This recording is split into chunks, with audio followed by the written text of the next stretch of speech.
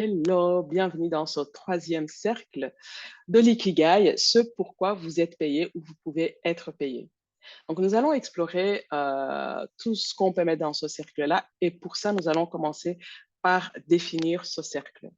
Donc, c'est quoi tout ce pourquoi vous pouvez être payé? Déjà, regardez les tâches que vous faites aujourd'hui, le job que vous avez aujourd'hui, identifiez tout ce que vous utilisez comme compétences en fait, euh, pour lesquelles vous êtes payé et vous pourriez être payé ailleurs aussi. Donc ça, c'est vraiment aussi intéressant de regarder toutes vos connaissances, votre parcours personnel et professionnel et voyez tout ce que vous savez, vous connaissez aujourd'hui qui peut en fait être monétisé. C'est ça le but en fait.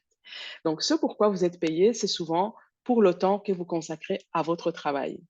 Ce pourquoi vous êtes payé, c'est souvent aussi les missions pour lesquelles vous avez été embauché et pour lesquelles vous êtes engagé.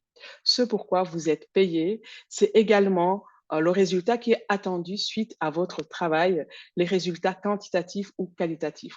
Ce pourquoi vous êtes payé, ça devrait aussi être les tâches qui vous tiennent à cœur en fait, ces trucs que vous aimez faire, ou quand vous le faites, vous avez vraiment cette sensation de contribuer au monde et d'apporter vraiment votre pierre à l'édifice. Donc, c'est aussi important de voir toutes ces choses-là. Peut-être que vous ne faites pas aujourd'hui pour vous faire rémunérer et voir comment toutes ces choses-là ont leur place aujourd'hui dans votre vie et comment vous pouvez monétiser ça. Parce que c'est ça aussi le but, en fait, l'ikigai. C'est si ces choses-là sont là et qui vous font du bien et que vous êtes bon et doué pour ça, ben, pourquoi ne pas monétiser tout ça?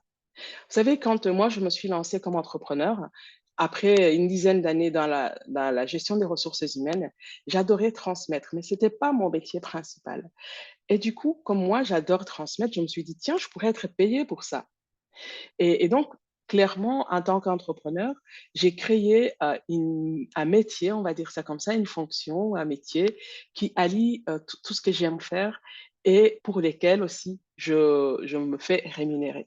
Donc, c'est le but aussi ici de ce cercle-là.